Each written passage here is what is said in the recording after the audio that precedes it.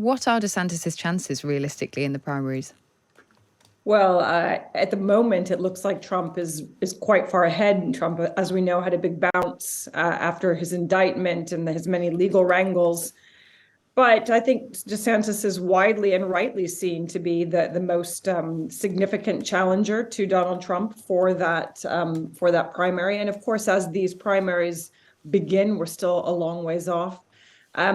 Anything could happen. And this is a man who, as we know, outperformed the Republicans in November. He won his race to be governor by 19% at a time when Republicans across the board didn't underperformed by midterm standards. And Donald Trump was, of course, widely attributed with that failure as the sort of unofficial leader of the party. So I think DeSantis is determined. That glitch last night was extraordinary, and yet the comeback, if you listened, was remarkable. He had a very strong message. He's speaking very much to Donald Trump's base, but in a far more measured way than Donald Trump. Yeah, I mean, I suppose, what did you make of that launch? You mentioned the glitches, clearly, but is Ron DeSantis here trying to appeal to a certain type of voter?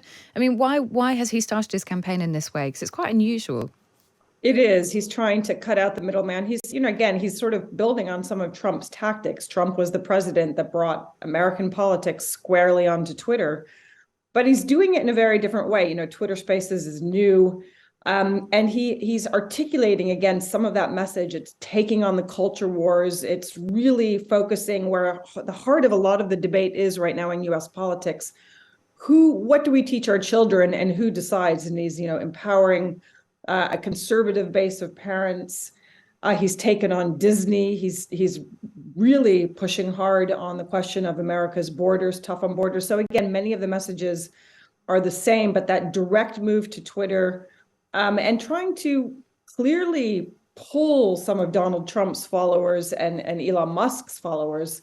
Donald Trump, hasn't been on that platform for several years now. So it's a clear move to be direct, to speak to the people, to take much of Donald Trump's agenda, but in a very different way. This is a man who's talking about data.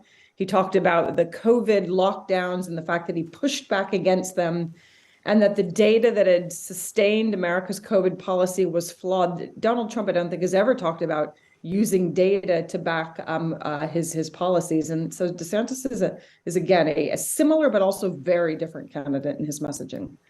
I want to bring Sarah in because, Sarah, I suppose one of the questions that lots of people will have is if, as Leslie was just saying there, that Donald Trump and Ron DeSantis are kind of cut from the same cloth. They both seem to be focusing on similar types of policy issues. They have similar types of messages. I mean, what will convince people either way between the two of them?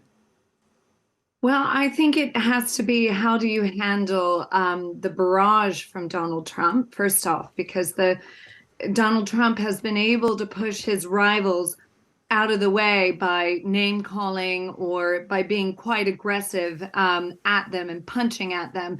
And how will Ron DeSantis respond to that? Right now, he's ignoring those attacks, but there will be confrontation, and the first primary debate will be in August. But it will also, a lot will land on Trump's future possible indictments and fundraising, and convincing the American people, especially Donald Trump's base, that this is Ron DeSantis's time. A lot of the MAGA base for Trump thinks that DeSantis should sit out and come back in 4 years' time, that this is actually Trump's moment to come back and take back the country. But, Ron DeSantis has to give the argument that, no, listen, I can actually run for 2 terms in a row. I'm a new generation of leadership. I've carried on the message of Donald Trump, but I'm actually somebody who cares about getting things done. I'm a policy wonk. I'm into the detail, and you need to trust me for the next decade. And to take on a very elderly Joe Biden.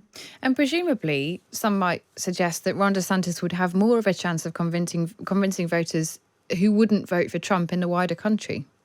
Yes, I mean, electability is really important. That is hard to tell a Republican primary base. That's always been the tension in U.S. politics, is how does the base of the party elect somebody for their nominee that's also electable in a general election? And this is what a lot of Republicans that I'm talking to are saying. Listen, Trump had his chance. This isn't 2016. He's not the outsider anymore. We need to give a new guy a chance, and somebody who can win Democrats, independents, and suburban women. And DeSantis has that track record with his overwhelmingly huge victory in November, where he won by 19 points. And he took many Democrats, independents, and suburban women with him, including Hispanics. So I think that the vast majority of the Republican Party overall want to move on. I know the donor base would like a new candidate, but the grassroots support have severe loyalty to Trump and think that he's been treated unfairly and deserves to come back.